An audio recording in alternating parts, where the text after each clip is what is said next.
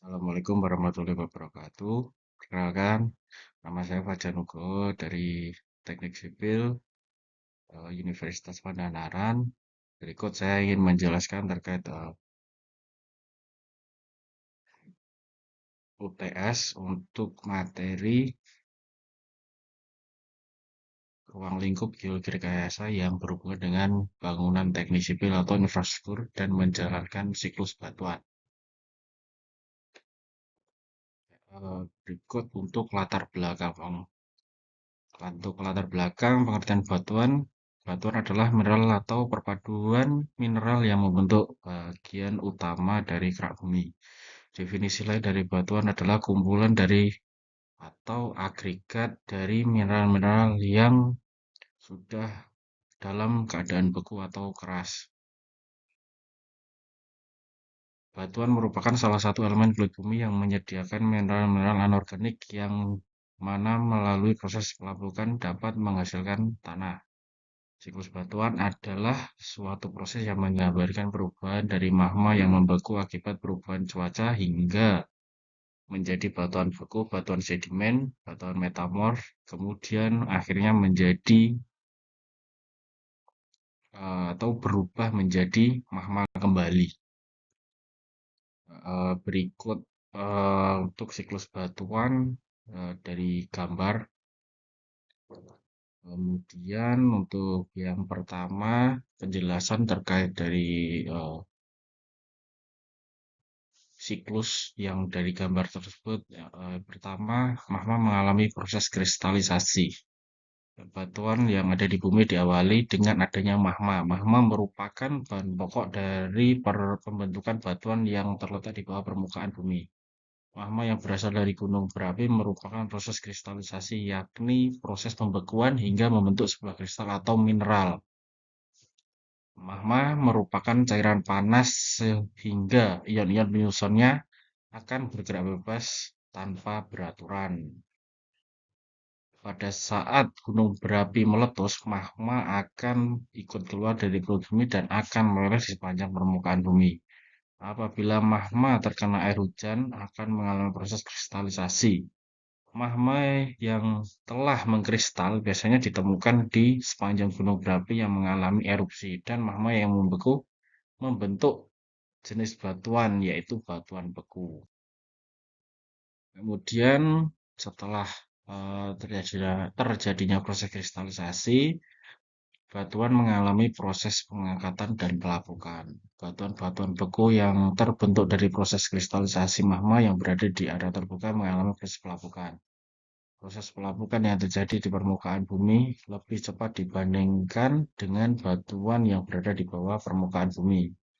Proses pelapukan yang terjadi di atas permukaan bumi terjadi karena terpapar langsung oleh cuaca di atas permukaan bumi, yaitu antara air hujan maupun panas dari sinar matahari.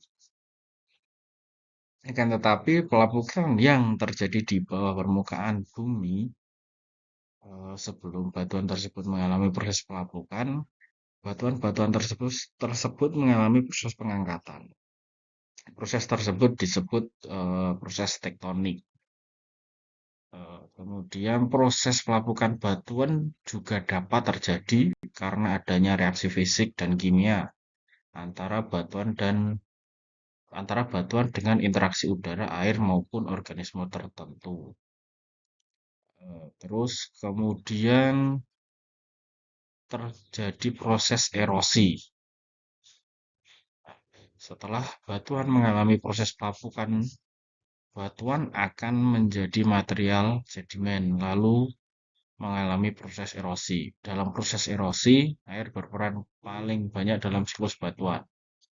Sebagai contoh, air sungai yang dapat mengangkut material-material pelapukan batu menuju tempat lain. Selain melalui aliran air, angin dan geyser juga mampu mengangkut material-material pelapukan menuju tempat lain. Kemudian, setelah melalui proses erosi, pengendapan dan pembentukan batuan sedimen, yaitu material-material pelapukan yang mengalami proses erosi yang dijelaskan tadi, itu akan terangkut atau berpindah tempat dan akan mengendap di suatu tempat. Kemudian endapan tersebut lama-kelamaan akan mengeras dan membentuk batuan sedimen. Kemudian batuan sedimen berubah menjadi batuan metamorf. Batuan sedimen memiliki jumlah yang banyak terutama di bawah permukaan bumi. Ketika batuan tersebut tidak tersingkap ke atas permukaan bumi, eh, yang disebut atau proses pengangkatan atau proses tektonik, maka semakin besar kemungkinan terpapar suhu dan tekanan dari kompresi tektonik serta energi panas yang berasal dari panas bumi. Akibatnya, batuan sedimen akan berubah menjadi batuan metamorf atau malihan. Kemudian, batuan metamorf atau malihan berubah kembali menjadi magma. Batuan metamorf atau malihan akan kembali menjadi magma melalui proses siklus batuan yang disebut dengan anatesis atau pelelehan batuan. Anatesis atau pelelehan batuan terjadi ketika batuan metamorf terkena suhu dan tekanan yang sangat tinggi sehingga mineral-mineral yang terkandung di dalamnya meleleh dan membentuk magma. Faktor-faktor yang mempengaruhi proses anatesis adalah faktor suhu, tekanan, dan waktu. Nah, berikut klasifikasi terkait batuan. Batuan beku. Batuan beku adalah batuan yang terbentuk dari magma yang mendingin atau mengeras dengan atau tanpa proses kristalisasi. Baik di bawah permukaan sebagai batuan intrusif atau plutonik maupun di atas permukaan sebagai batuan ekstrusif atau vulkanik. Batuan intrusif adalah batuan beku yang membeku dan membatu di bawah permukaan atau di dalam kerak bumi, dikelilingi oleh batuan asal atau country rock.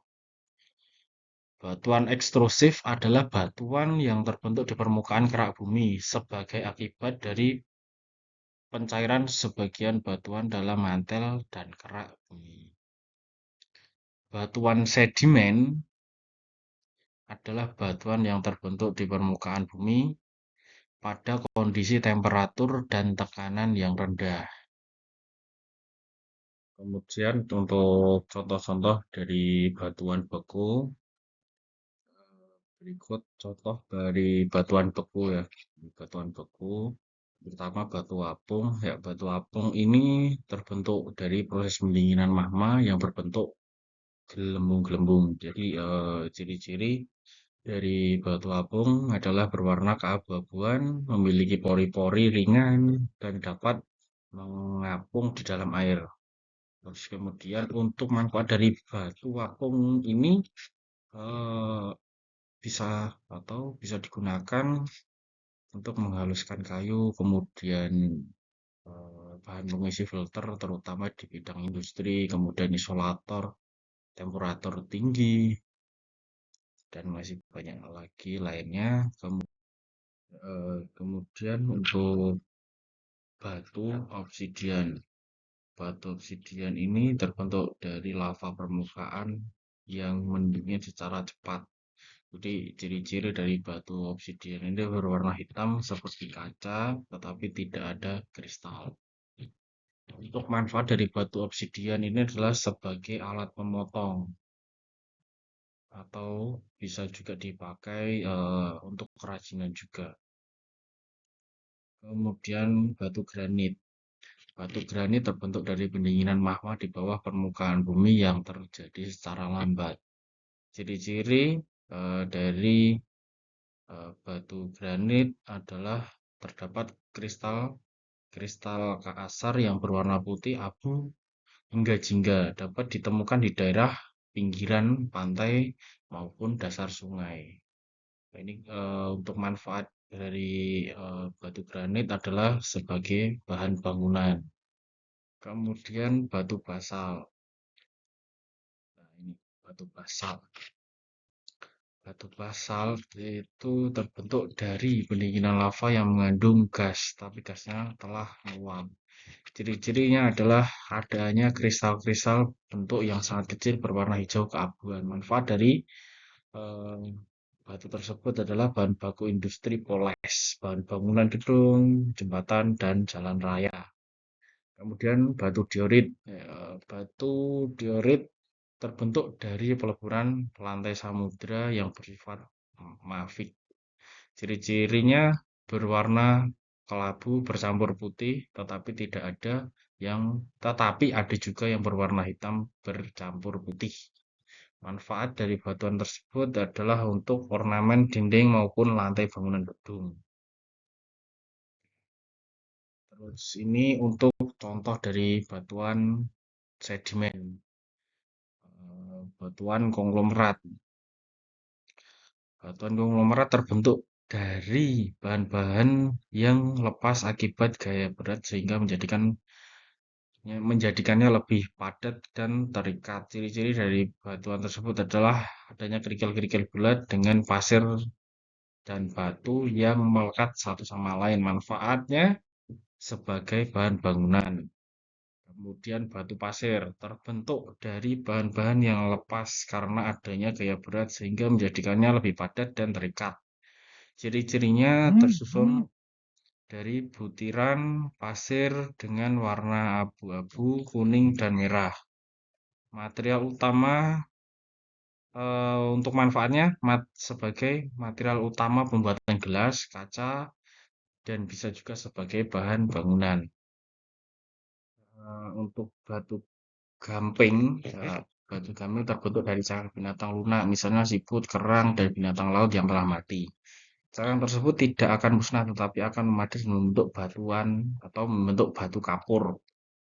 Ciri-ciri dari batu tersebut agak lunak, berwarna putih keabu-abuan, dapat membentuk gas karbon dioksida jika ditetesi oleh asam. Manfaatnya adalah sebagai bahan baku pembuatan semen. Kemudian batu breksi terbentuk dari letusan gunung berapi yang terlempar tinggi ke udara, kemudian mengendap di suatu tempat. Ciri-cirinya adalah berbentuk gabungan pecahan-pecahan biasanya berwarna merah. Manfaatnya sebagai kerajinan dan bahan bangunan. Kemudian untuk keterkaitan siklus batuan terhadap geologi rekayasa bangunan adalah untuk menentukan karakteristik batuan, kemudian mengidentifikasi potensi masalah geologi, kemudian memilih lokasi yang tepat untuk konstruksi, kemudian merancang konstruksi yang sesuai. Terus untuk solusinya, yang pertama untuk menentukan karakteristik batuan dalam geologi rekayasa itu diperlukan analisis mendalam mengenai sifat fisik, kemudian mekanis, kemudian makna. Analisis ini melibatkan pengujian di laboratorium dan lapangan serta interpretasi hasil-hasil pengujian yang memahami perilaku batuan di bawah berbagai kondisi beban dan tekanan. Untuk contoh penerapannya sebagai desain pondasi, desain terowongan, desain bendungan. Terus kemudian untuk mengidentifikasi potensi masalah geologi melibatkan identifikasi dan analisis faktor-faktor geologi yang dapat mempengaruhi keberhasilan proyek konstruksi. Kemudian pemilihan lokasi konstruksi yang tepat perlu mempertimbangkan siklus batuan dan kondisi geologi setempat. Berikut untuk daftar pustaka yang saya gunakan. Mungkin itu yang bisa saya sampaikan terkait materi untuk UTS mata kuliah pengetahuan geologi rekayasa. Sekian dari saya. Terima kasih. Wassalamualaikum warahmatullahi wabarakatuh.